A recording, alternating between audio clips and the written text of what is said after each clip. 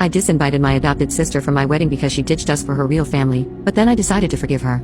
Now, she's calling my parents baby snatchers, and I may not speak to her again. I am the youngest of 2 children. My parents always wanted a big family, but they had a string of miscarriages, so they turned to adoption. They had a baby girl through a closed adoption. 7 months after they adopted my sister, they conceived me. My parents said I was their miracle baby. For context, my parents and I are white. My sister is Hispanic and black. Growing up, my sister and I were best friends. We did everything together, and people said we acted like twins. We stayed best friends into adulthood, until she found her biological family.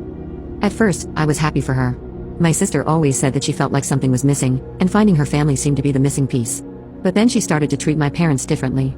She would constantly berate them for choosing to adopt, because she said adoption, especially transracial adoption, was wrong. She said that the experience was traumatizing to her, and that she wasn't properly prepared for being a person of color due to their colorblindness. I stayed out of it, because her relationship with my parents wasn't my business. But when she made my mom cry after a particularly cruel remark, I started distancing myself from her. For context, she said that they should have gotten therapy for their infertility, instead of becoming baby snatchers. Even though we weren't friends anymore, I couldn't imagine severing the relationship.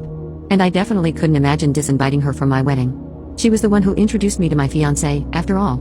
So I told myself that she was my sister no matter what, and kept her as my maid of honor. I changed my mind after she posted a picture of herself with her biological siblings. She captioned it, "It's been such a relief to find my real family. I finally feel like I'm home." I was beyond upset. I never, ever thought of her as anything less than my sister. But apparently, I was never a sister to her. I didn't trust myself to call her, so I sent a text. "Since you don't see me as your real sister, there's no reason for you and your boyfriend to come to my wedding." I blocked her number after that.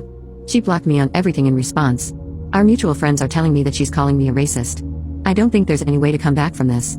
I'm heartbroken about losing my sister. And I'm heartbroken that I never had one in the first place. We talked this morning. One of our mutual friends asked me to unblock my sister on her behalf. I called her and we had a long conversation about everything. I apologized for blocking and disinviting her without talking to her first. She apologized for being hurtful in the post. She is going to delete the post calling me a racist, and publicly apologize for calling me one. We agreed to keep each other blocked on social media, because it will only lead to hurt feelings otherwise. She is still coming to my wedding, but not as the maid of honor. We're not back to where we were, but my sister says that this is a good thing. Now that we have got all our feelings out into the open, we can build a healthier and stronger relationship. Update.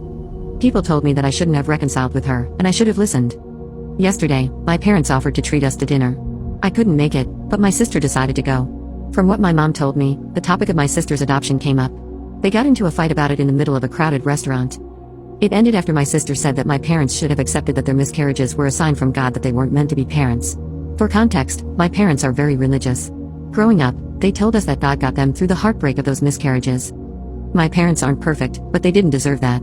Nobody does. I'm tired of making excuses for my sister. I'm tired of being sympathetic to her trauma when she weaponizes it to hurt others. I'm done. I should have been done after the baby snatching comment. She's not in my life anymore, and I'm trying to convince my parents to do the same. I sent her one final text that said, "I can't believe you would say that to Mom. What the hell is wrong with you? Don't contact me again.